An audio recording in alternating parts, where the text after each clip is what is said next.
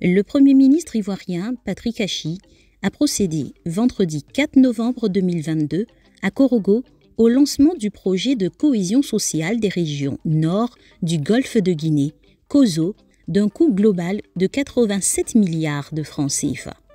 Le projet de cohésion sociale des régions nord du Golfe de Guinée, selon Patrick Achi, vise à financer des infrastructures publiques au niveau communautaire dans des villages et groupes de villages vulnérables situés dans les zones frontalières, et ce, afin de prévenir les risques régionaux de fragilité, conflits, violence.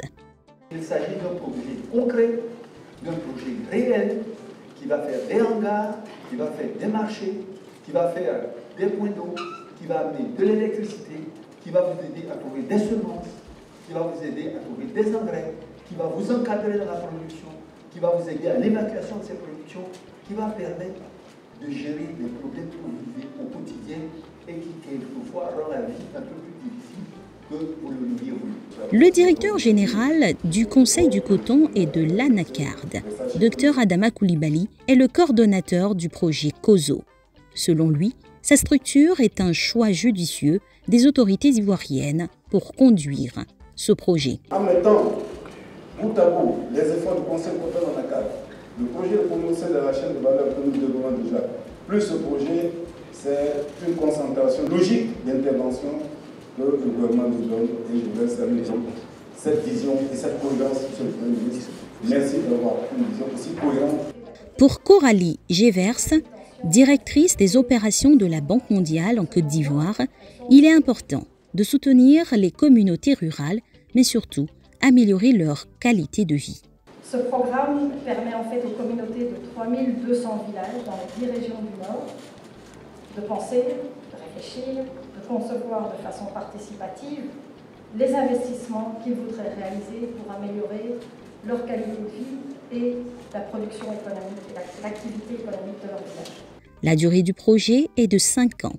Il est mis en œuvre en Côte d'Ivoire, au Ghana, au Togo et au Bénin avec le soutien financier de la Banque mondiale. Le projet est une réponse hostile, régionale, qui traite les questions de fragilité, conflits, violence dans le nord des pays ciblés.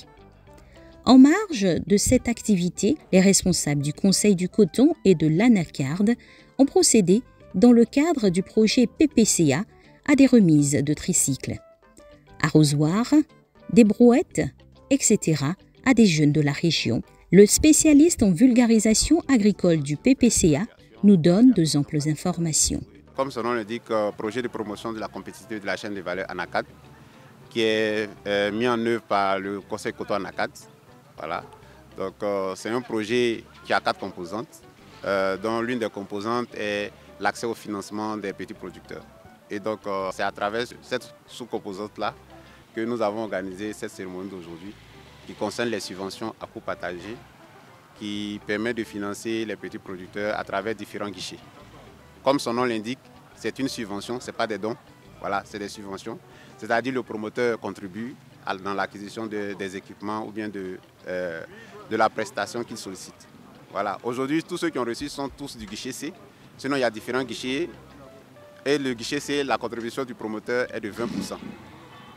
Et 80% sont assurés par le projet. Des jeunes récipiendaires nous expriment leurs sentiments. Ce matériel va me permettre de pouvoir entretenir mon champ. Ce champ va pouvoir me permettre d'avoir une bonne production. Et cette production va me permettre de pouvoir avoir des sources de revenus. Ce qui va me permettre de pouvoir acheter d'autres matériels pour que ma production aussi puisse s'agrandir. Et que je puisse pouvoir renouveler le matériel aussi. Aujourd'hui, on a besoin de formation. Parce qu'il faut savoir, non seulement, quand on n'est pas formé, on ne va pas bien travailler. Peut-être que dans le champ d'Anacarde, tu ne sauras pas comment faire les mélanges pour pouvoir traiter ton champ. Et si tu ne sais pas comment traiter ton champ, ça va causer une perte au niveau du rendement. C'est une très grande valeur, parce que ça apporte quelque chose à mon curriculum vitae. Et puis bon, à moi-même mes connaissances. Donc aujourd'hui, auprès des populations riveraines, je peux apporter quelque chose. à mes parents comment il faut se protéger, comment est-ce qu'il faut faire son mélange. Voilà. Le directeur régional de l'agriculture souhaite beaucoup plus d'actions auprès des jeunes à travers la modernisation de l'agriculture. Il va sans dire qu'il faut moderniser même l'agriculture. Le jeune, on ne le retiendra pas au village avec la machette et la daba. Aujourd'hui, il faut penser à leur trouver les moyens modernes de production. Des tracteurs, des motoculteurs, des tricycles, vous en avez vu ce matin. Et dans les dons qui sont faits aux paysans, on va même jusqu'à leur donner des ordinateurs, ce qui paraît aberrant. Mais c'est parce qu'il y a de l'électricité au village aujourd'hui qu'on peut donner à un paysan un ordinateur.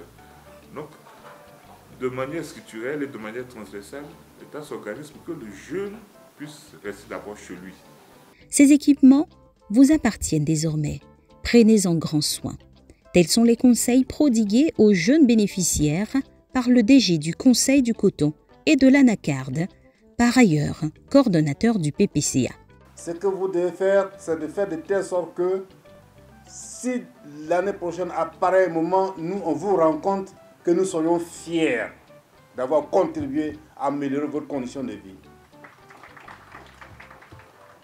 On ne veut pas vous retrouver dans la cour du DR ici en train de dire « mon tricycle est gâté, est-ce que PPCA peut m'aider ?» Ça là, il ne faut pas rentrer ici pour ça. Une belle cérémonie qui s'est terminée dans la gaieté.